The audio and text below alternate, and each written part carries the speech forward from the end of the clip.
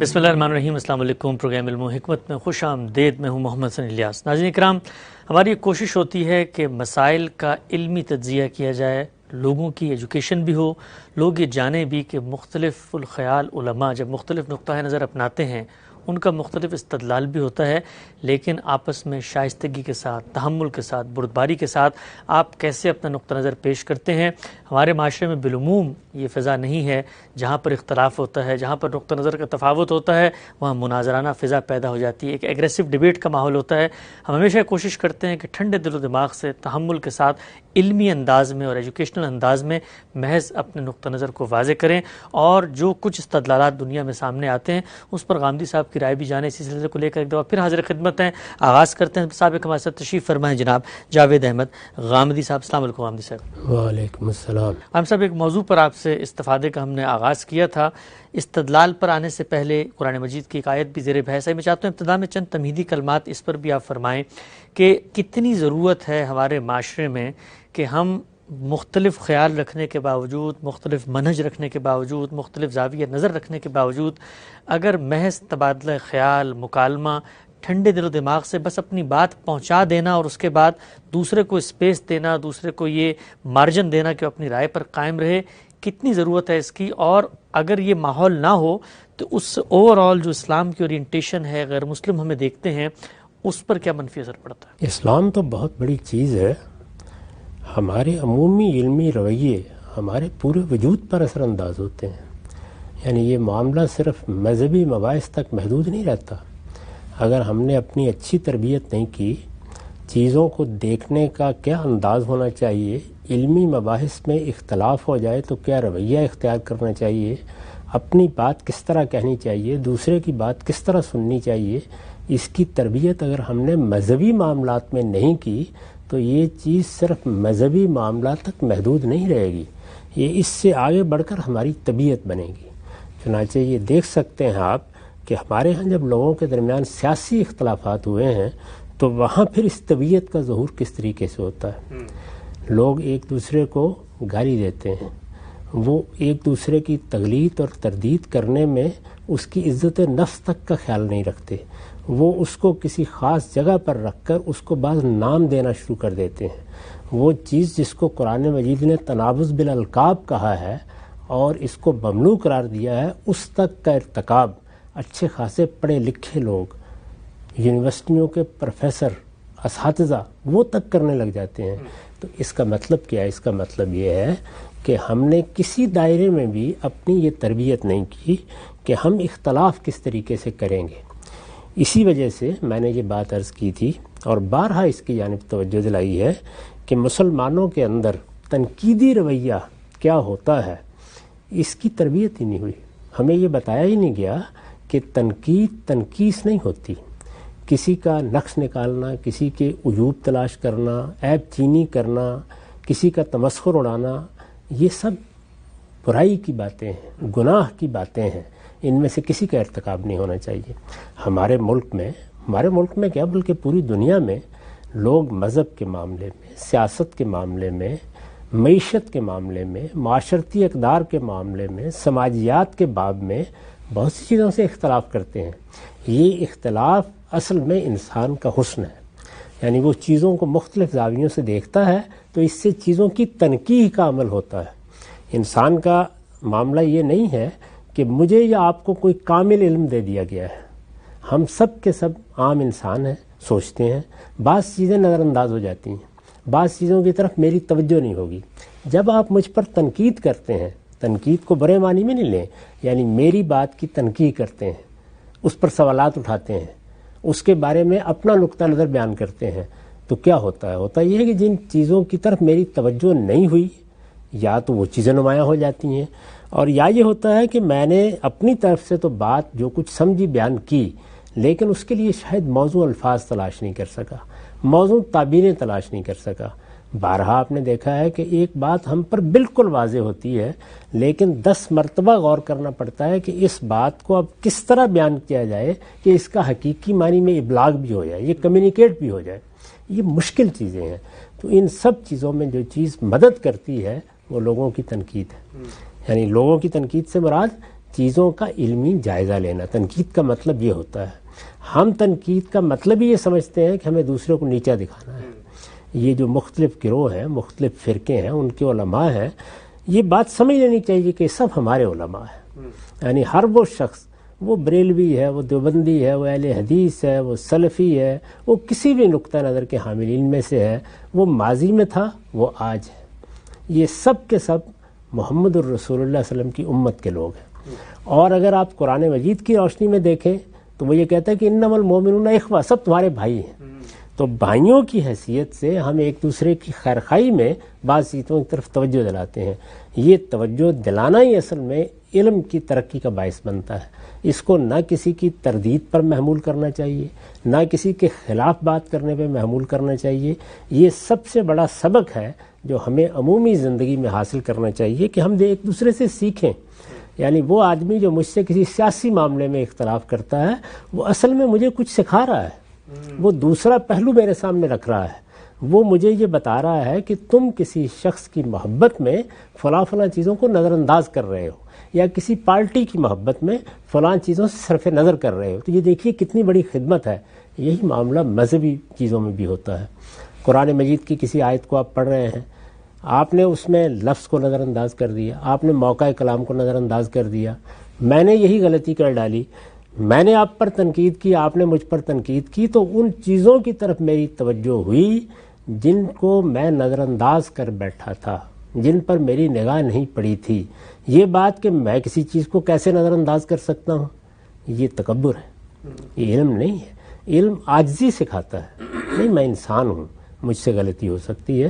تو جب بھی کسی اختلافی مسئلے پر گفتگو کرنی ہو تو وہ کبھی ایسے نہیں ہونی چاہیے کہ ہمیں دوسرے کو نیچا دکھانا ہے، یا اس کے بارے میں یہ بتانا ہے کہ وہ تو کچھ نہیں جانتا، یا اس کے علم پر حملہ آور ہونا ہے، یا اس کا استخفاف کرنا ہے، یا اس کو استہزاء کا نشانہ بنانا ہے. ہمیں یہ کوشش کرنی ہے کہ وہ بھی ایک زاویہ نظر ہے چیزوں کو دیکھنے کا، اور ہم اس چیز کو ایسے دیکھتے ہیں. ہم ایسے کیوں دیکھتے ہیں، اس کا استدلال، اس کی ریزننگ وہ ہمیں بیان کرنی چاہیے. اگر یہ فضا ہم اپنی گفتگوؤں میں پیدا کر سکیں، اپنے مکالمات میں پیدا کر سکیں، تو لوگ اس طرح کی چیزوں سے حظ اٹھائیں گے. وہ ان سے اپنے علم میں ترقی محسوس کریں گے. وہ یہ کہیں گے کہ ہمیں ایک اور زاویہ نظر ملا چیزوں کے بارے میں غور کرنے کا، یہ فائدہ ہوگا اس سے. لیکن جس وقت آپ مورچہ باندھ کر مقابل میں آ جاتے ہیں، اب آپ نے کسی دوسرے آدمی کو احمق ثابت کرنا ہے، یا اس کو گستاخ ثابت کرنا ہے، یا اس کو دین کے معاملے میں کوئی فتنہ پرور ثابت کرنا ہے، تو اس طرح آپ بہت سے گناہوں کا ارتکاب کر بیٹھتے ہیں. یعنی آپ دوسرے کی نیت اور محرکات طے کرتے ہیں جس سے ہمیں روکا گیا ہے. آپ بدزنی کرتے ہیں جس کو ایک بڑا گناہ قرار دیا گیا ہے. کہا گیا نا کہ ان کثیر من الظن الاسم. یہ جتنی چیزیں بھی ہیں وہ آپ اگر غور کریں تو گناہ بن جاتی ہیں، اللہ تعالیٰ کی نافرمانی بن جاتی ہیں. ان تمام چیزوں کے بارے میں یہی رویہ ہونا چاہیے کہ میں اپنی بات کو درست کہتا ہوں لیکن اس میں غلطی کا امکان تسلیم کرتا ہوں. میں دوسرے کی بات کو غلط کہہ رہا ہوں لیکن ہر وقت اس کے لیے تیار ہوں کہ اگر اس کی غلطی واضح ہو جائے گی تو میں قبول کر لوں گا اور یہ کہوں گا کہ نہیں، اسی کی بات صحیح تھی. ٹھیک ہے، ہم سے بہت ہی اہمیت کی حامل ہے یہ گفتگو، اور ہم دیکھتے ہیں کہ ہمارے معاشرے میں بالعموم اسی کا فقدان ہوتا ہے، جس کے نتیجے میں نہ صرف یہ کہ کمیونیکیشن نہیں ہوتی، علمی استدلال کا تبادلہ خیال نہیں ہوتا، بلکہ لوگوں میں بھی تعصب اور عصبیت پیدا ہوتی ہے، نفرتیں جنم لیتی ہیں. موضوع کو آگے بڑھاتے ہیں. آپ سے ہم استفادہ کر رہے تھے. ہمارے ہاں بالعموم اس بات میں بہت اختلاف ہوتا ہے، بات چیت بھی ہوتی ہے کہ رسالت مآب صلی اللہ علیہ وسلم ظاہری بات ہے ہمارے پیغمبر ہیں، دنیا پر حتمی حجت لے کر وہ آئے دین کا قطعی ماخذ ہیں. ان کے بارے میں کچھ تصورات ایسے ہیں جو لوگوں کے اختلاف کا باعث بنتے ہیں. آپ کے علم کی کیا نوعیت تھی، قرآن مجید کی آیات کیا کہتی ہیں؟ ایک آیت میں آپ کی خدمت میں پیش کر چکا ہوں، تفصیلی اس پر آپ نے تجزیہ کیا. آگے بڑھاتے ہیں سلسلے کو. اگلی آیت میرے سامنے ہے. یہ آیت کے الفاظ ہیں کہ وَعَلَّمَكَ مَا لَمْ تَكُنْ تَعْلَمْ. ترجمہ اس کا کیا جاتا ہے اور تمہیں سکھا دیا جو کچھ تم نہیں جانتے تھے. کہا جاتا ہے کہ ظاہری بات ہے پیغمبر تھے، انسان تھے، جب ان کو یہ کہا گیا کہ تمہیں وہ کچھ سکھا دیا جو تم نہیں جانتے تھے، تو اس کا مطلب یہ ہے کہ ہر چیز کا علم ان کو سکھا دیا گیا ہے. وہ ہر چیز کے بارے میں جانتے ہیں، کیونکہ آیت تو یہ کہہ رہی ہے کہ جو تم نہیں جانتے تھے وہ سب کچھ بتا دیا، اور سب کچھ ظاہری بات ہر انسان نہیں جانتا. تو ما کان وما یکون کا علم پیغمبر کو دے دیا. یہ بات ماننا بھی ہمارے لیے ضروری ہے. یہ سمجھ لیجیے کہ میں نے جو ابتدا میں قاعدہ بتایا تھا، ہمیشہ چیزوں کو اسی پر دیکھنا چاہیے. یعنی قرآن مجید ہو یا دنیا کی کوئی اور کتاب ہو، آپ کو انہی مراحل سے گزارنا ہے. وہ مراحل فہم کے مراحل ہیں. وہ شیکسپیئر کے کسی کلام کو سمجھنے کے لیے بھی اتنا ہی اہم ہے، اقبال کی کسی نظم کو سمجھنے کے لیے بھی اتنا ہی اہم ہے، غالب اور فردوسی کو سمجھنے کے لیے بھی اتنا ہی اہم ہے جتنے اللہ کی کتاب کو سمجھنے کے لیے اہم ہے. یعنی اصول ایک ہی ہیں، ایسا نہیں کہ وہاں اصول مختلف ہو جائیں گے. ہر کلام جب وجود میں آتا ہے تو وہ انہی تینوں مراحل میں اپنے مدعا کو متعین کرتا ہے. یعنی سب سے پہلے جب میں لکھتا ہوں یا بولتا ہوں تو میں لفظ کا انتخاب کرتا ہوں. لفظ کا انتخاب کرتا ہوں تو میں بھی جانتا ہوں، آپ بھی جانتے ہیں کہ لفظ کے بہت سے معنی ہوتے ہیں. آپ لغت اٹھا کے دیکھیے، اس میں بعض اوقات ایک لفظ کے 100 کے قریب معنی آپ کو مل جائیں گے. بہت سے الفاظ ہیں، انگریزی لغت اٹھائیں، عربی لغت اٹھائیں، آپ اردو لغت اٹھائیں، آپ کو دسیوں کی تعداد میں معنی لکھے ہوئے ملیں گے. وہ معنی مختلف پریپوزیشن سے، صلات سے تبدیل ہو رہے ہوں گے، ان میں نئے نئے پہلو نمایاں ہوتے چلے جائیں گے. یہ سب چیزیں ہوتی ہیں. اب ظاہر ہے کہ جب ہم کلام کرتے ہیں تو کیا یہ کافی ہے کہ ہم یہ کہیں کہ یہ دیکھیے لغت میں اس لفظ کے یہ معنی بھی لکھے ہوئے ہیں، یہ معنی بھی لکھے ہوئے ہیں، تو یہ سارے مراد ہو جائیں گے؟ نہیں. جب ہم اس لفظ کو اٹھاتے ہیں تو اس کو کسی ایک مفہوم میں استعمال کرنے کے لیے اٹھاتے ہیں. جب وہاں سے ہم اٹھائیں گے تو ظاہر ہے جملہ بنائیں گے، تو جملے کی تالیف یہ بتائے گی کہ یہاں ہم نے اٹھا کر اس کو کس مدعا کے لیے استعمال کرنے کا فیصلہ کیا ہے. یہ بات بعض اوقات حتمی طریقے پر جملے کی تالیف سے بھی واضح نہیں ہوتی. اس سے آگے بڑھ کر پھر یہ دیکھا جاتا ہے کہ بات کس سیاق و سباق میں کہی گئی ہے، کس کانٹیکسٹ میں کہی گئی ہے. تو قرآن مجید کیا بلکہ ہم جب عام گفتگو بھی کر رہے ہوتے ہیں تو اس وقت بھی ہم بہت سے الفاظ بولتے ہیں. مثال کے طور پر میں آپ سے گفتگو کر رہا ہوتا ہوں اور میں یہ کہتا ہوں کہ میری عمر اس وقت 70 سال کی ہوگی. میں نے ہر شخص پر یہ بات واضح کرنے کی کوشش کی ہے کہ فلاں معاملے میں میرا نقطہ نظر کیا ہے.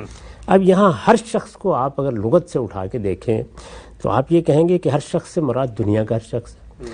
ہو سکتا ہے کہ آپ یہ کہیں کہ اس وقت دنیا میں 7 ارب 7.5 ارب کی تعداد ہے، تو غامدی صاحب یہ دعویٰ کر رہے ہیں کہ انہوں نے ہر شخص کو یہ بات بتا دی.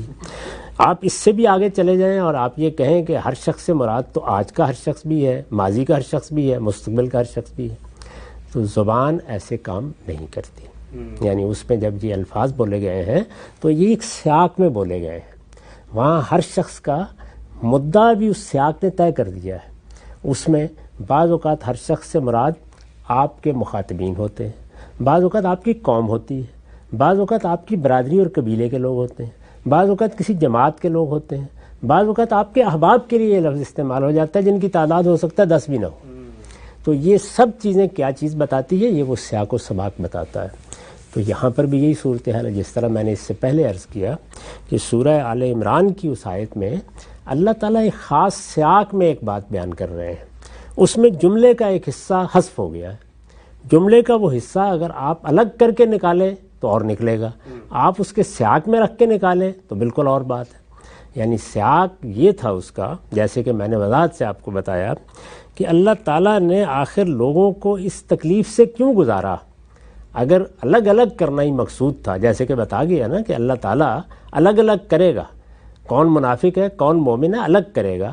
وجہ میں نے آپ کو بتائی کہ اس وقت اللہ نے فیصلہ کرنا ہے. جیسے قیامت میں ہے نا کہ سب لوگوں کو الگ الگ کر دیا جائے گا اور سب لوگ اپنی اپنی جماعت میں کھڑے ہو جائیں گے اور سب لوگ اس موقع کے اوپر گروہوں میں بانٹ دیے جائیں گے.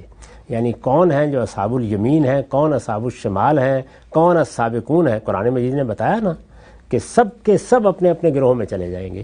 تو یہی صورتحال جب پیغمبر مبعوث ہوتا ہے تو اس کے مخاطبین کی بھی کی جاتی ہے. تو اللہ تعالیٰ نے بتایا کہ احد میں جو ہزیمت اٹھانی پڑی وقتی طور پر، اس کی وجہ یہ تھی، یہ کرنا مقصود تھا. سوال پیدا ہوا کہ اللہ نے خود کیوں نہیں بتا دیا؟ جواب یہ دیا گیا کہ اللہ کا طریقہ نہیں ہے، بلکہ وہ اس کے لیے، یہ اللہ کا طریقہ نہیں ہے بلکہ وہ اس کے لیے رسولوں کا انتخاب کرتا ہے. تو اب بلکہ وہ رسولوں کا انتخاب کرتا ہے کس مقصد کے لیے؟ الگ الگ کرنے کے لیے. یہ تھی وہ بات جو اگلے جملے میں لفظوں میں بیان نہیں ہوئی.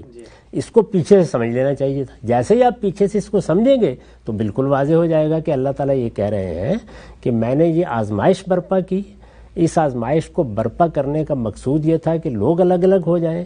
میں یہ بات تمہیں خود بتا دیتا، نہیں یہ میرا طریقہ نہیں ہے کہ میں ایسا کروں، میں ہمیشہ یہی کرتا ہوں کہ رسولوں کا انتخاب کر کے ان کی ذمہ داری لگاتا ہوں کہ وہ ایک کشمکش برپا کرے، اس کے نتیجے میں آزمائش آتی ہے، آزمائش بتا دیتی ہے کہ کون منافق ہے، کون کمزور ہے اور کون سچے ایمان کا حامل۔ علم غیب زیر بحث ہی نہیں، علم غیب زیر بحث ہی نہیں ہے اگر سیاق و سباق میں رکھ کر دیکھیں۔ چنانچہ دیکھیے اسی مقصد کے لیے اللہ تعالیٰ نے اتنا تفصیلی تبصرہ کیا، یہاں احد پر تبصرہ تھا، تفصیلی تبصرہ کیا جنگ تبوک پر سورہ توبہ میں، تو وہاں یہ بتایا ہے کہ وہ سارا مارکا اس مقصد کے ساتھ جس کے لیے حضور گئے، ایک اور پہلو اپنے اندر یہ رکھتا تھا کہ منافقین مسلمانوں کی جماعت سے الگ ہو جائے۔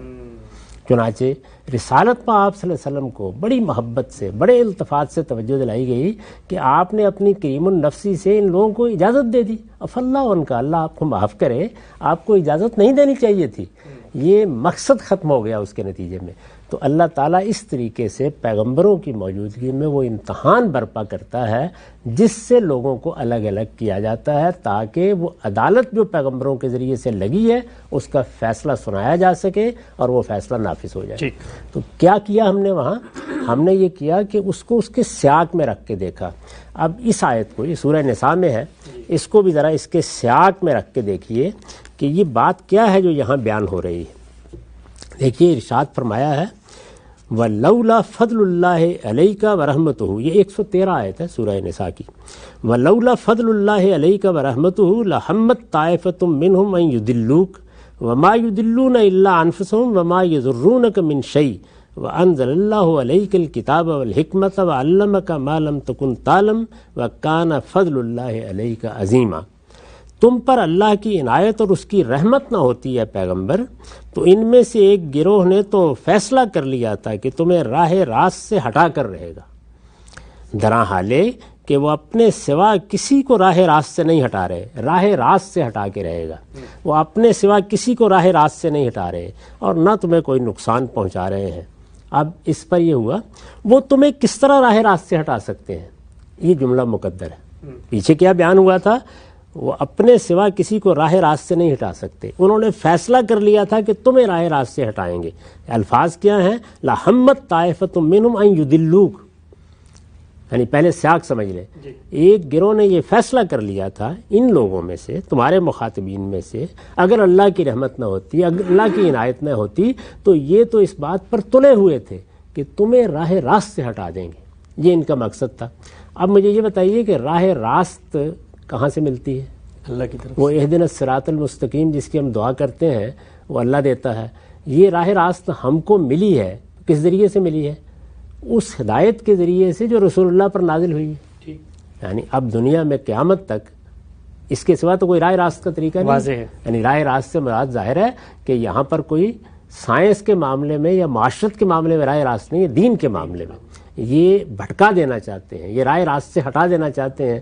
راہ راست اللہ کے پیغمبر کو جو چیز ملتی ہے اسی سے ہم کو بھی حاصل ہوتی ہے، اسی سے پیغمبر کو حاصل ہوئی، پیغمبر بھی اس پر ایمان لاتا ہے اور اس پر عمل کرتا ہے، ہمیں بھی یہ تلقین کرتا ہے کہ ہم اس پر ایمان لائیں گے، اس پر عمل کریں گے۔ تو راہ راست سے مخاطبین ہٹانا چاہتے ہیں، وہ چاہتے ہیں کہ جو صحیح راستہ ان کو اللہ نے بتا دیا ہے یہ اس پر نہ رہیں، اور اس طرح وہ چاہتے ہیں کہ نقصان پہنچائیں۔ اب اللہ تعالیٰ کہتے ہیں کہ راہ راست سے وہ آپ کو ہٹا کیسے سکتے ہیں؟ کیوں؟ اللہ نے تم پر اپنا قانون اور اپنی حکمت نازل فرمائی ہے، یعنی یہ راہ راست سے کیسے ہٹا سکتے ہیں؟ اللہ نے آپ کو ہدایت دی ہے، اور وہ ہدایت کس صورت میں دی ہے؟ اپنا قانون دیا ہے، اپنی حکمت دی ہے۔ گویا راہ راست سے ہٹا نہیں سکتے اس لیے کہ آپ کے پاس اللہ کا دیا ہوا قانون اور اللہ کی دی ہوئی حکمت آلریڈی موجود ہے، وہ موجود ہے آپ کے پاس، تو آپ کو کیسے راہ راست سے ہٹایا جا سکتا ہے؟ سادگی سے یوں سمجھیے جیسے آج کوئی شخص بات کرے تو ہم یہ کہیں کہ ہمیں کوئی آدمی کیسے صحیح راستے سے ہٹا سکتا ہے؟ ہمارے پاس تو اللہ کی کتاب موجود ہے، جب کوئی مسئلہ آئے گا ہم اللہ کی کتاب کی طرف رجوع کر لیں گے۔ درست۔ اور یہ علم ہمیں اللہ نے دیا ہے، یہ ہمارے پاس نہیں تھا، یہ دیا ہے، یہ ہمارے پاس نہیں تھا، یہ ہمیں دیا ہے۔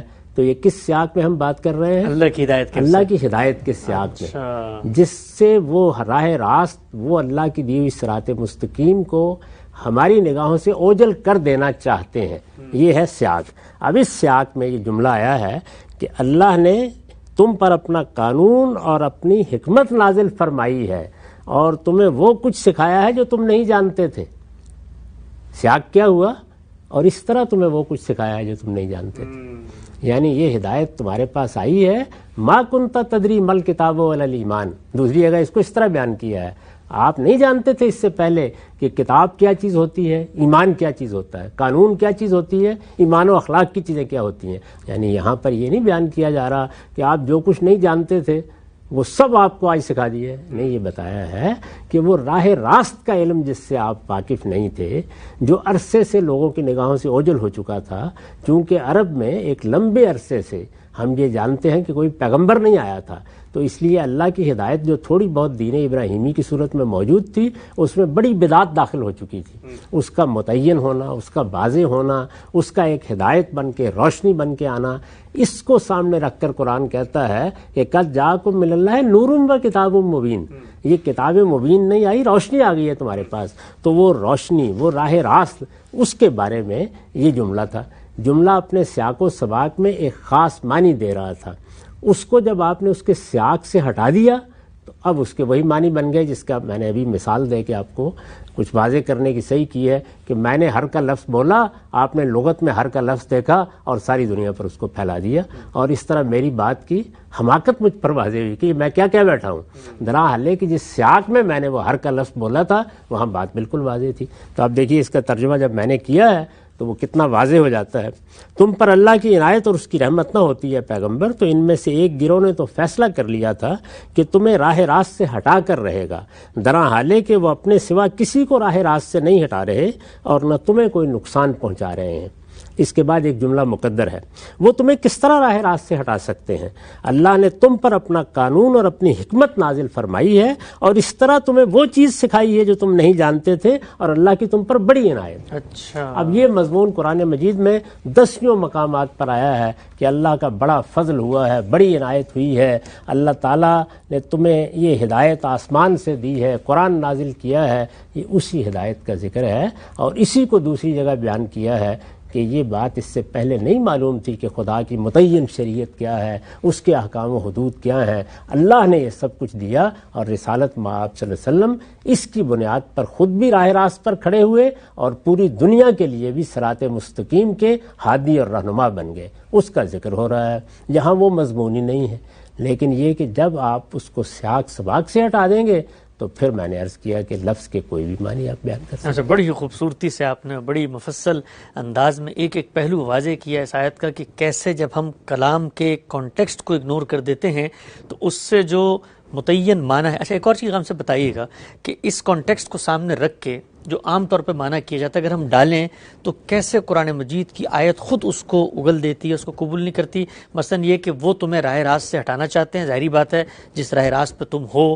اب اگر ہم وہ معنی لے لیں کہ اللہ نے تمہیں ہر چیز کا علم دے دیا تو مطلب اس سے ان کو کیا فرق پڑے گا کہ اللہ نے پتوں کا علم دے دیا، اللہ نے پانی کے قطروں کا علم دے دیا، وہ تو راہ راست سے ہٹانا چاہ رہے تھے نا. اس لیے میں نے کیا نا کہ ایک سیاق میں ایک لفظ بولا گیا تھا، معنی اس کے اس سیاق سے متعین ہونے چاہیے تھے. دیکھیے ہر جگہ کیا ہوگا، یا لفظ کے معنی کے بارے میں آپ نے صحیح علم بہم نہیں پہنچایا، یا جملے کی تعریف کو نظر انداز کر دیا، یا موقع کلام کو نظر انداز کر دیا. تو پہلی صورت میں بھی یہ ہوا کہ موقع کلام کو نظر انداز کرنے کے نتیجے میں وہ آیت علم غیب کی آیت بن گئی، درا حالے کہ وہ اس کی آیت ہی نہیں تھی. اسی طرح کا معاملہ یہاں ہوا. یعنی جب آپ نے دیکھا یہاں تو لفظ ما آیا ہے، یعنی جو تم نہیں جانتے تھے، یہ بالکل وہی اسلوب ہے جس کی میں نے مثال دی. میں نے ہر شخص پر یہ بات واضح کر دی ہے. تو جس طرح میں نے وہاں ہر کا لفظ بولا، آپ اس کے لغت میں اٹھا کے دیکھیں تو ہر ظاہر ہے ایک استغراق کا مفہوم رکھتا ہے. یہی معاملہ ماں کا ہے. اب آپ نے منطقی بحث کی اور اس کے بعد ایک مقدمہ قائم کر لیا. درا حالے کہ جو زبان و بیان کے اصول ہیں وہ یہ تقاضا کر رہے تھے کہ آپ دیکھیں بات کہاں کہی گئی ہے. تو بات جہاں کہی گئی ہے جب اس کو اس کے سیاق میں، اس کے کانٹیکسٹ میں رکھ کے دیکھا تو معلوم ہوا کہ وہ بات ہی بالکل اور ہے. یعنی جو اللہ نے قانون دیا ہے، جو اللہ نے حکمت دی ہے، وہ در حقیقت وہ چیز ہے کہ جس سے رسالت مآب صلی اللہ علیہ وسلم اس سے پہلے واقف نہیں تھے. اللہ نے اس سے واقف کر دیا، اس طرح راہ راست پر گویا آپ کو کھڑا کر دیا. یہ ہدایت خدا کی طرف سے آئی اور اس نے صراط مستقیم آپ پر واضح کر دی. بالکل یہی بات یعنی جو یہاں کہا گیا نا کہ تم وہ چیز نہیں جانتے تھے جو تمہیں دی ہے، یہی بات کہ تم کیا نہیں جانتے تھے دوسری جگہ واضح کر دیا. مل کتاب ولا ایمان، آپ نہیں جانتے تھے کہ یہ قانون کیا ہے اور یہ شریعت کیا ہے اور یہ ایمان و اخلاق کی بحثیں کیا ہیں، یہ اللہ کی ہدایت آئی اور آپ کو یہ مل گئی. تو یہ چیز ہے جس کو بیان کیا گیا ہے. لہٰذا قرآن مجید کو جب بھی آپ سمجھیں، قرآن مجید، میں پھر بار بار عرض کروں، یہ کوئی قرآن مجید کے بارے میں خصوصی اصول نہیں ہے. ہر کلام کو آپ جب سمجھتے ہیں تو آپ کو انہی 3 مراحل سے تو لازماً گزارنا ہے. اس کے ساتھ بعض اوقات کچھ اور چیزوں کا بھی لحاظ رکھنا پڑتا ہے. مثال کے طور پر کسی خاص علم کی اصطلاحات ہیں، اس کا کوئی خاص عرف ہے، یا کسی کتاب کے اندر بعض حقائق واضح کر دیے گئے ہیں اور مصنف کہیں اجمال سے کام لے رہا ہے، تو وہ چیزیں بھی ملحوظ رکھنا ضروری ہیں. لیکن ان تینوں میں سے تو کسی ایک کا بھی اگر آپ لحاظ نہیں رکھیں گے تو یہی کچھ ہوگا جو اس سے پہلے میں آپ کے سامنے رکھ چکا ہوں. ٹھیک ہے، ہم سب بڑی ہی وضاحت سے بات آ گئی. آگے بڑھاتے ہیں سلسلے کو. 2 آیات زیر بحث ہیں. ایک اور تیسری آیت بھی بیان کی جاتی ہے ضمن میں، اور وہ آیت یہ ہے کہ الرحمن علم القرآن خلق الانسان علمہ البیان. کہا جاتا ہے کہ جب کہا گیا خلق الانسان تو یہاں پر الانسان سے مراد محمد صلی اللہ علیہ وسلم ہے، اور جب یہ اس کے بعد کہا گیا کہ علمہ البیان تو بیان سے مراد ما کان و ما یکون، یعنی ہر چیز کا علم، ہر چیز کا بیان، ہر چیز کی تفصیل وہ بھی رسالت محمد صلی اللہ علیہ وسلم کو سکھا دی گئی ہے. سورہ رحمان کی اس آیت سے بھی استدلال کیا جاتا ہے کہ اب یہ ہمارے ایمان کا گویا تقاضا ہے، عقیدے کا ایک تقاضا ہے کہ ہم یہ مانیں. آیت یہ کہہ رہی ہے کہ رسالت محمد صلی اللہ علیہ وسلم کو ما کان و ما یکون، دنیا میں ماضی سے لے کے مستقبل ہر شے، ہر چیز کا علم دیا گیا تھا. سورہ رحمان کی آیت کیا کہتی ہے؟ سورہ رحمان کو بھی سب سے پہلے یہ دیکھیے کہ اس کا موضوع اور مدعا کیا ہے. یعنی سورہ رحمان یہ بتاتی ہے کہ اللہ تعالیٰ نے اپنی کن شانوں کا ظہور کیا ہے. یہ آپ جانتے ہیں کہ اس میں بار بار ترجیح کی آیت آتی ہے. جی.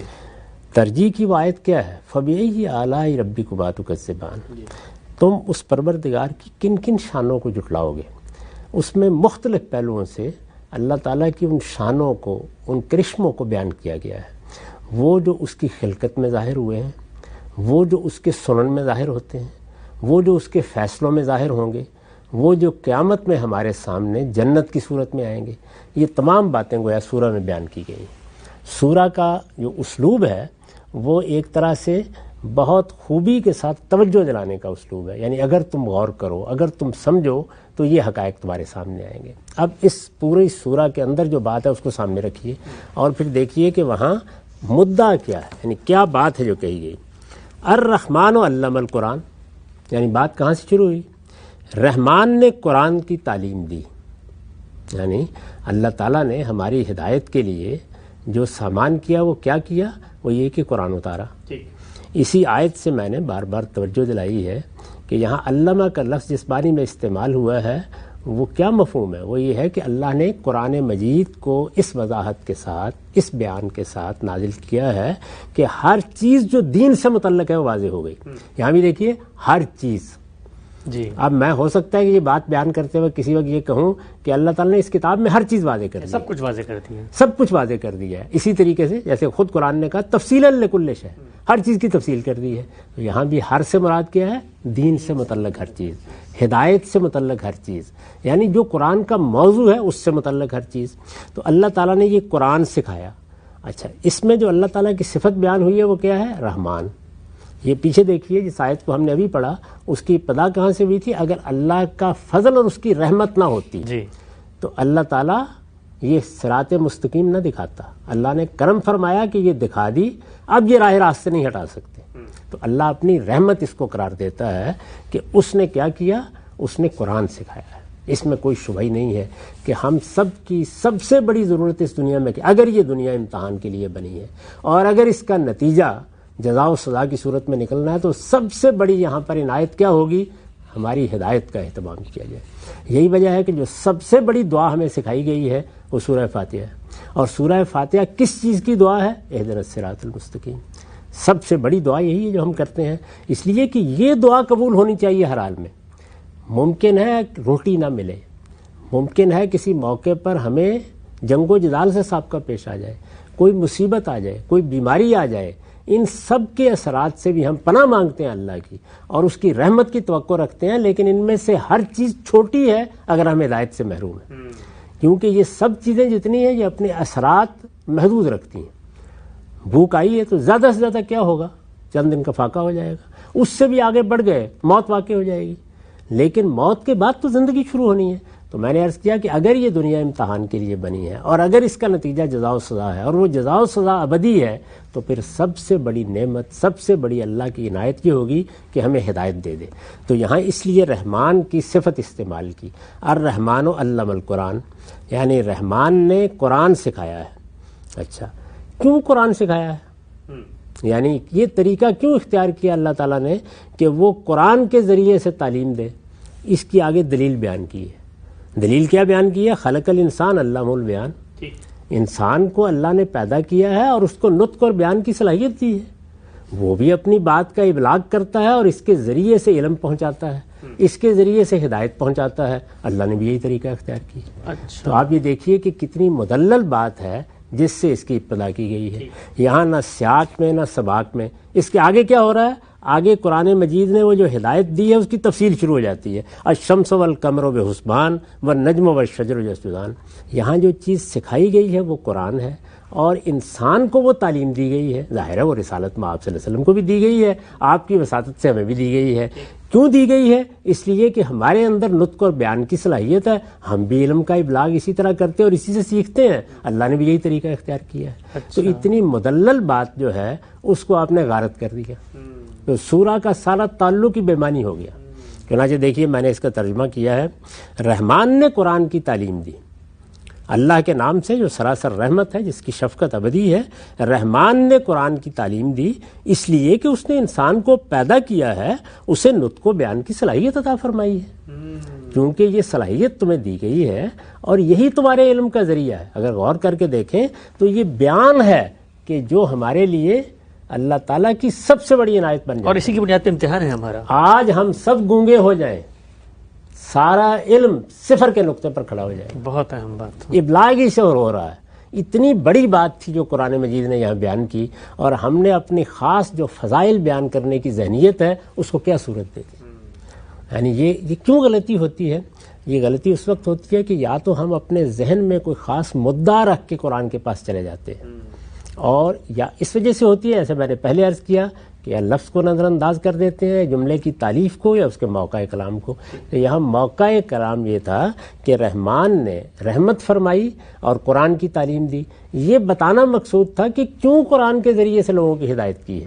تو اس کیوں کا آگے جواب دیا گیا تھا کہ انسان کو اللہ نے پیدا کیا ہے تو اسے اس نے کیا سکھایا ہے؟ علمہ البیان، اس کو اس نے نطق و بیان سکھایا ہے، اسی سے تو سارا علم منتقل ہوتا ہے۔ تو خدا نے بھی اسی ذریعے کو اختیار کیا ہے، تمہاری پیٹھ پر ڈنڈا نہیں برسا دیا، سبحان اللہ، یہ قرآن نازل کیا اور اس کے ذریعے سے تمہیں تعلیم دی ہے۔ اس کی پھر میں نے وضاحت میں ایک حاشیہ لکھا ہے، وہ بھی سن لیجئے۔ یعنی تمہارا پروردگار سراسر رحمت ہے، اس نے تمہیں جانور نہیں بلکہ انسان بنا کر پیدا کیا ہے۔ جو مضمون ہے وہ یہ ہے، اس نے تمہیں جانور نہیں بلکہ انسان بنا کر پیدا کیا اور نطق و بیان کی صلاحیت عطا فرمائی ہے۔ سب سے بڑا انسان کا امتیاز یہ ہے۔ آپ جانتے ہیں کہ یونانیوں نے جب انسان کی تعریف کرنا چاہیے تو کیا کہا؟ حیوان ناطق۔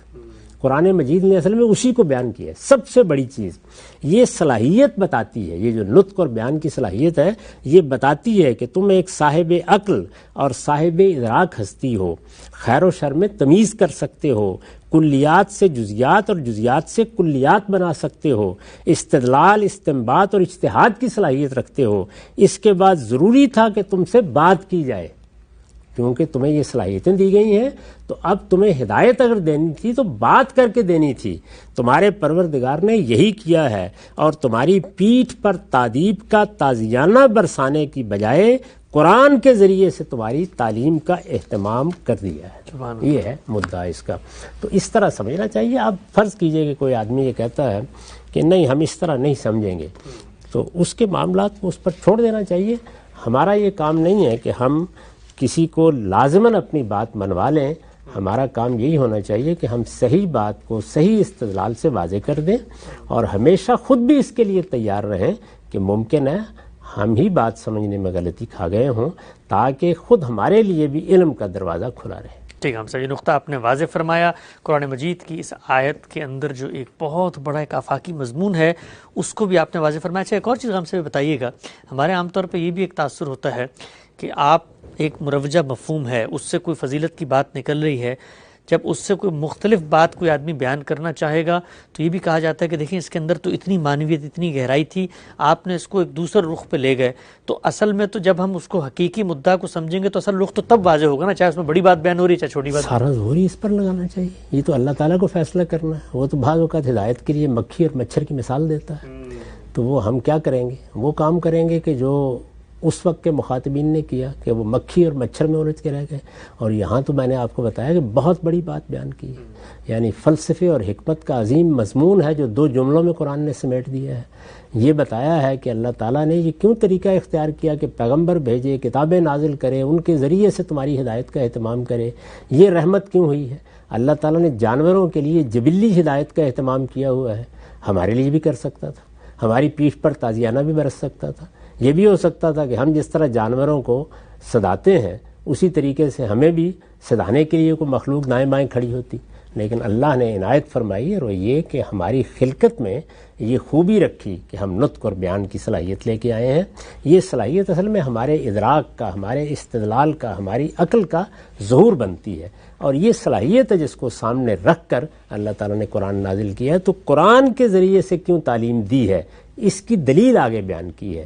تو ہم نے دلیل کو الگ کر دیا. یہ بیان ہی نہیں کیا کہ اصل میں مسئلہ کیا ہوا ہے. ایک دوسرا ہی مضمون اس میں داخل کر دیا جس کا کوئی قرینہ نہیں ہے، کوئی پس منظر نہیں ہے، نہ آگے کے مضمون سے اس کا کوئی تعلق ہے.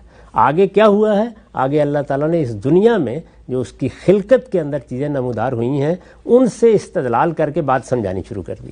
ٹھیک ہے، ہم سے نقطہ آپ نے واضح فرمایا. آگے بڑھاتے ہیں سلسلے کو. ایک چوتھی آیت بھی بیان کی جاتی ہے، عالم الغیب فلا یظہر علی غیبہ احد الا من ارتضی من رسول. ترجمہ یہ کیا جاتا ہے غیب کا جاننے والا تو اپنے غیب پر کسی کو مسلط نہیں کرتا سوائے اپنے پسندیدہ رسولوں کے. اب بظاہر غم صاحب اس آیت کا جو ترجمہ ہے اس میں تو بات دو چار کی طرح بیان ہو رہی ہے کہ بھئی غیب کا علم جو ہے موضوع بھی علم غیب ہی ہے، کہا بھی جا رہا ہے کسی کو نہیں کرتا، اور استثناء بیان کیا جا رہا ہے رسول کا. تو یہ آیت بھی سورہ جن کی پیش کی جاتی ہے، اس کے بارے میں کیا فرماتے ہیں؟ اس کو بھی اسی طالب علمانہ طریقے سے سورہ جن کے اندر، سورہ جن میں نا جی سورہ جن کے اندر رکھ کر دیکھیے. یعنی سورہ جن کو پڑھیے، یہ دیکھیے کہ وہاں کیا بات چل رہی تھی. یہاں پر الغیب کا لفظ کس مضمون کے لیے آیا ہے، آگے کیا بات بیان ہوئی ہے. تو اس کو بھی میں آپ کے سامنے رکھ دیتا ہوں. آپ ترجمے ہی سے یہ بات سمجھ لیں گے کہ یہاں کیا مدعا ہے اور ہم اصل میں جب اس مدعا کو چھوڑ دیتے ہیں تو پھر کس طرف چل نکلتے ہیں. ایک یہ اس سے پیچھے یہ بیان ہوا ہے، پیچھے سے اگر آپ مضمون لے کے چلیں، پیچھے یہ بیان ہوا ہے کہ کل انی لن یجیرنی من اللہ احد ولن اجد من دونہ ملتحدا الا بلاغا من اللہ ورسالتہ.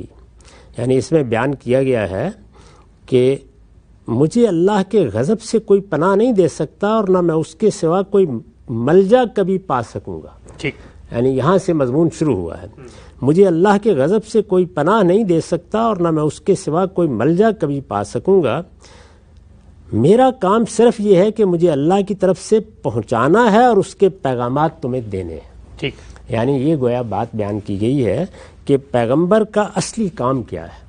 پیغمبر کا اصلی کام یہ ہے کہ وہ اللہ کی طرف سے جو ہدایت پاتا ہے اس کو پہنچا دے. بلاغ مبین. اللہ تعالیٰ نے جو پیغام اس کے سپرد کیا ہے وہ ہم تک پہنچ جائے، یہ اس کی اصل ذمہ داری ہے. تو یہ فرمایا کہ میں کوئی ہدایت اور ضلالت کا اختیار نہیں رکھتا. میں کسی کو پکڑ کر نہ راہ راست پر لا سکتا ہوں اور نہ میں کسی شخص کو گمراہ کر سکتا ہوں. یہ سب معاملات اللہ تعالیٰ نے میرے اختیار میں نہیں دیے. یہ اس سے پیچھے کا مضمون ہے کہ میں کسی نفع و ضرر کا اختیار نہیں رکھتا، میں کسی ہدایت و ضلالت کا کوئی اختیار نہیں رکھتا. بلکہ اس کو پیچھے سے ذرا سن لیجئے. اس میں بیان کیا ہے، اے پیغمبر کہہ دو میں تو اپنے رب ہی کو پکارتا ہوں اور کسی کو اس کا شریک نہ ٹھہراؤں گا. ان سے کہہ دو میں تمہارے لیے کسی نفع و ضرر اور کسی ہدایت و ضلالت کا کوئی اختیار نہیں رکھتا. نہ میں نقصان پہنچا سکتا ہوں، نہ میں نفع پہنچا سکتا ہوں، نہ میں کسی کو ہدایت دے سکتا ہوں، نہ میں کسی کو گمراہ کر سکتا ہوں. کہہ دو میں کسی کو اس کا شریک ٹھہراؤں تو جانتا ہوں کہ مجھے اللہ کے غضب سے کوئی پناہ نہیں دے سکتا اور نہ میں اس کے سوا کوئی ملجا کبھی پا سکوں گا. نہیں لوگو، میں تمہارے لیے اس طرح کا کوئی اختیار نہیں رکھتا. یہ نفی کی گئی ہے پیچھے. میرا کام صرف یہ ہے کہ مجھے اللہ کی طرف سے پہنچانا ہے اور اس کے پیغامات تمہیں دینے ہیں. یہ بات ہو گئی. اب اس کے بعد فرمایا تاہم یاد رکھو کہ جو اللہ اور اس کے رسول کی نافرمانی کریں گے وَمَن يَعْصِ اللَّهَ وَرَسُولَهُ فَإِنَّ لَهُ نَارَ جَهَنَّمَ خَالِدِينَ فِيهَا أَبَدًا، یاد رکھو جو اللہ اور اس کے رسول کی نافرمانی کریں گے ان کے لیے پھر دوزخ کی آگ ہے جس پہ وہ ہمیشہ ہمیشہ رہیں گے۔ ٹھیک، تنبیہ فرمائی آگے کیا، حتی اذا رأوا ما یوعدون فسیعلمون من اضعف ناصرا واقل عددا، یہاں تک کہ اپنی قوت کے زوم میں مبتلا یہ لوگ جب وہاں اس چیز کو دیکھیں گے جس سے انہیں خبردار کیا جاتا ہے تو اس وقت ضرور جان لیں گے کہ کس کی مدد کمزور اور کون گنتی میں تھوڑے ہیں۔ ٹھیک، کیا چیز ہے یہ؟ وہ عذاب جو آگے ہمارا منتظر ہے، جس سے پیغمبر بچنے کے لیے تنبیہ کرتے ہیں، انذار کرتے ہیں، خبردار کرتے ہیں۔ تو یہ بتایا کہ اگر نافرمانی کا رویہ اختیار کرو گے تو یہ نتیجہ نکلنے والا ہے، یہ بتا دیا۔ اچھا، اب اس کے بعد پیغمبر کیا کرتے ہیں؟ وہ اس آخرت سے بھی خبردار کرتے ہیں اور اس کے ساتھ یہ بھی بتاتے ہیں کہ ہم بھی عدالت کے لیے آئے ہیں۔ ٹھیک، تو اگر تم یہ بات نہیں مانو گے تو دنیا میں بھی فیصلہ ہو جائے گا۔ تو گویا نتیجہ کیا نکلا کہ پیغمبر دو عذابوں سے خبردار کر رہے ہوتے ہیں، ایک وہ عذاب جو مرنے کے بعد سامنا کرنا ہے جس کا، اور ایک وہ جو پیغمبر کا انکار کر دیا جائے گا تو اسی دنیا میں اس قوم کے اوپر آ جائے گا۔ یہ جو عذاب ہے، یہ عذاب جو آخرت میں آنا ہے، اس کا وقت بھی کسی کو معلوم نہیں، ٹھیک، کوئی نہیں جانتا کہ وہ کب آئے گا۔ یعنی اس وقت بھی ہم بس زیادہ سے زیادہ یہ کہہ سکتے ہیں کہ وہ قریب آ گیا ہے، لیکن یہ کہ اللہ اس قریب کو کتنا بعید کر دے گا وہ تو ہمارے لحاظ سے قریب اور بعید ہوتا ہے نا، اللہ کے ہاں کیا صورتحال ہے۔ ہمیں تنبیہ کی گئی ہے کہ اپنے دنوں اور اپنے وقت اور اپنے قرب و بعد پر میری معاملات کو قیاس نہ کرو، یہ بتا دیا۔ اچھا، اب آپ یہ دیکھیے کہ یہ جو عذاب ہے آخرت کا، وہ جو عذاب پیغمبر کے انکار کے نتیجے میں آتا ہے اس کا بھی وقت کسی کو معلوم نہیں ہوتا، بالکل ٹھیک، اس کا فیصلہ بھی اللہ ہی کرتا ہے۔ چنانچہ سبق دیا گیا ہے قرآن میں کہ خدا کے ایک پیغمبر حضرت یونس نے اس کا وقت خود جب متعین کرنا چاہا تو اللہ تعالیٰ نے ان کو تنبیہ فرمائی، اور حضور کو جب اس ذمہ داری پر کھڑا کیا گیا تو کہا گیا کہ وَلَا تَكُن كَصَاحِبِ الْحُوتِ، اس مچھلی والے کی طرح خود کوئی فیصلہ نہیں کرنا، اللہ ہی اس کا فیصلہ، فَاصْبِرْ لِحُكْمِ رَبِّكَ، اللہ کے فیصلے کا انتظار کرو۔ تو نہ اس عذاب کا وقت معلوم نہ اس کا وقت معلوم، یہ بات واضح ہو گئی۔ اب یہاں آخرت کی تنبیہ کی، یعنی اس عذاب کی۔ آگے دیکھیے کیا کہا، آگے یہ کہا قُلْ إِنْ أَدْرِيَ قَرِيبٌ مَّا تُوعَدُونَ أَمْ يَجْعَلُ لَهُ رَبِّي أَمَدًا، کہہ دو میں نہیں جانتا کہ جس عذاب سے تم کو خبردار کیا جاتا ہے وہ قریبی ہے یا میرا پروردگار ابھی اسے اور کچھ ٹالے گا۔ اچھا، یعنی مجھے نہیں پتا، میں یہ بتاتا ہوں کہ اس نے ایک دن پکڑ لینا ہے، مجھے یہ نہیں پتا۔ جیسے اب بھی ہم یہی کہتے ہیں کہ ایک دن قیامت آنی ہے، ہم سب کو وہاں جواب دہ ہونا ہے، ہم یہ نہیں بتا سکتے کہ وہ کل آئے گی یا پرسوں آئے گی۔ ٹھیک، تو پھر سنیے، کہہ دو میں نہیں جانتا کہ جس عذاب سے تم کو خبردار کیا جاتا ہے وہ قریبی ہے یا میرا پروردگار ابھی اسے کچھ اور ٹالے گا۔ تو اب یہ جو عذاب ہے اس میں غیب کیا ہوا، یہ کہ اس کا وقت نہیں معلوم کسی کو، ٹھیک، نہ اس عذاب کا نہ اس عذاب کا، یہ غیب کی باتیں ہیں، اور اس غیب کو وہی جانتا ہے اور اپنا یہ غیب کسی پر بھی ظاہر نہیں کرتا۔ اچھا، اب مجھے آپ یہ بتائیے کہ اس میں تو کسی استثناء کا سوال ہی باقی نہیں رہا، یعنی اپنا یہ غیب کسی پر ظاہر نہیں کرتا۔ تو یہاں جو الفاظ تھے عالم الغیب فلا یظہر علی غیبہ احدا، تو یہاں الغیب سے مراد وہ غیب ہی نہیں ہے جس کو لوگ سمجھ رہے ہیں، یہ زیر بحث ہی نہیں۔ یہاں کون سا غیب زیر بحث ہے؟ یہ کہ اللہ نے قوموں کے لیے جو اجل مقرر کی رکھی ہے وہ کب آئے گی، اور اللہ تعالیٰ نے دنیا کے لیے جو اجل مقرر کر رکھی ہے وہ کب آئے گی، ٹھیک، اس کو یہاں کہا گیا ہے۔ وہی مسئلہ جس کی طرف میں توجہ دلا رہا ہوں کہ آپ نے آیت کو اس کے سیاق سے کاٹ دیا۔ آیت یہ تھی کہ قُلْ إِنْ أَدْرِيَ قَرِيبٌ مَّا تُوعَدُونَ أَمْ يَجْعَلُ لَهُ رَبِّي أَمَدًا، پہلے یہ بتایا گیا تھا کہ وہ کون سا غیب زیر بحث ہے، کہ مجھے نہیں معلوم کہ تمہارے لیے جو وعید سنائی جا رہی ہے، جس عذاب سے تم کو خبردار کیا جاتا ہے وہ قریبی ہے یا میرا پروردگار ابھی کچھ اور ٹالے گا۔ تو فرمایا کہ یہ غیب کی بات ہے، اور اس غیب کو عالم الغیب، اس غیب کو وہی جانتا ہے۔ یہ جو الف لام ہے یہ اصل میں اس عہد کا ہے جو پیچھے بیان ہو گیا، فلا یظہر علی غیبہ احدا، اور اپنا یہ غیب کسی پر ظاہر بھی نہیں کرتا۔ ٹھیک، تو اس لیے اب اس میں تو استثناء کا سوال ہی ختم ہو گیا، واضح ہو گئی. یہ وہ چیز ہے کہ جو کسی کو بھی نہیں بتائی گئی. پھر آگے کہا اللہ، یہاں تک کہ اللہ تعالیٰ کے پیغمبر کے ساتھ جب جبریل امین نے گفتگو کی اور یہ سوال کیا قیامت کب آئے گی، تو آپ نے فرمایا نہ تم جانتے ہو نہ میں جانتا ہوں. واضح ہو گئی. یعنی یہ وہ غیب ہے کہ جس غیب کا علم اللہ تعالیٰ نے کسی فرشتے کسی پیغمبر کو دیا ہی نہیں. صرف واضح ہے قرآن. قیامت کب آئے گی اس کو 10 جگہ بیان کیا ہے، یہ اللہ نے اپنے لیے کہا، اسی کا ذکر ہے یہاں پہ، فلا یظہر علی غیبہ احدا. اچھا اب آگے بات کیا ہے؟ آگے بات یہ الا من ارتضی من رسول، رہے وہ جن کو وہ رسول کی حیثیت سے منتخب کر لیتا ہے. ان سے پوچھا جا رہا ہے کب آئے گا عذاب، کب آئے گا عذاب، تو اس کے بعد کا جملہ یہ مقدر تھا کہ وہ اپنی طرف سے کچھ نہیں کہہ سکتے. اچھا، یعنی رسول کیا کرے؟ تو یہاں یہ اللہ جو تھا یہ اصل میں استثناء متصل کا اللہ نہیں تھا، یہ استثناء منقطع کا اللہ تھا. اچھا، یعنی یہ عربی زبان کے طالب علم جانتے ہیں کہ یہ اللہ کس طرح آتا ہے. ظاہر ہے کہ اس کو یہاں تو نہیں بیان کیا جا سکتا، لیکن اتنا اشارہ کافی ہے کہ یہ اصل میں استثناء متصل ہے ہی نہیں، یعنی پچھلی بات سے استثناء نہیں ہے، بلکہ آگے کی بات کے لیے بالکل اس اسلوب کا اللہ ہے جیسے ہم کہتے ہیں رہا یہ معاملہ. تو کیا کہا؟ رہے وہ جن کو وہ رسول کی حیثیت سے منتخب کر لیتا ہے. اس کے بعد یہ جملہ مقدر کر دیا وہ اپنی طرف سے کچھ نہیں کہہ سکتے. کیوں؟ آگے بیان کیا اس لیے کہ فَإِنَّهُ يَسْلُكُ مِن بَيْنِ يَدَيْهِ وَمِن خَلْفِهِ رَصَدًا، اس لیے کہ ان کے آگے اور پیچھے تو وہ پہرا لگا دیتا ہے تاکہ معلوم رہے کہ انہوں نے اپنے رب کے پیغامات پہنچا دیے ہیں، اور وہ ان کے ماحول کو گھیرے میں اور ان کی ہر چیز کو گنتی میں رکھتا ہے. یعنی جو آتا ہے وہ وہی پہنچاتے ہیں. فَإِنَّهُ يَسْلُكُ مِن بَيْنِ يَدَيْهِ وَمِن خَلْفِهِ رَصَدًا لِيَعْلَمَ أَن قَدْ أَبْلَغُوا رِسَالَاتِ رَبِّهِمْ وَأَحَاطَ بِمَا لَدَيْهِمْ وَأَحْصَى كُلَّ شَيْءٍ عَدَدًا. تو وہ مضمون یہ تھا کہ اللہ کے پیغمبر اپنی طرف سے یہ بات نہیں کہہ سکتے، کچھ نہیں بتا سکتے. تم جو اصرار کرتے ہو کہ لے آؤ وہ عذاب اور بتاؤ کب آئے گا اور کب قیامت برپا ہوگی، کہاں لنگر انداز ہو گئی، تو اللہ کے رسول تو اتنی بات ہی بتائیں گے جن کو ان کی کہی گئی ہے یا جو ان کو دی گئی ہے. وہ اپنی طرف سے تمہیں وقت بتا دیں اس کا، وہ یہ نہیں کر سکتے. ان کے گرد پیرے لگے ہوئے ہیں، وہ اتنی بات کہیں گے اتنی ان کو بتائی گئی ہے. اور یہ وہ غیب ہے جس کا علم اللہ نے آج تک کسی کو نہیں دیا. یہ مضمون ہے، اس مضمون کو اس کے اندر رکھ کے دیکھیں تو کیا بات ہے جو بیان ہوئی ہے، اس سے کاٹ کر الگ کر دیں تو پھر جو مانی چاہے آپ پہنا. جزاکم اللہ خیر غام صاحب. ہم سب کی ایک بڑی تعلیم اور تربیت ہے اس کے اندر کہ قرآن مجید کو سیکھا سمجھا اور پڑھا کیسے جاتا ہے، اور بالعموم جو نقطہ ہے نظر قرآن کی بنیاد پہ اخذ کیے جاتے ہیں. خود قرآن مجید پر غور و فکر کیا جائے، تدبر کیا جائے اور زبان و بیان کے اسالیب اور اصولوں کو سامنے رکھا جائے تو اصل بات کیسے سامنے آتی ہے.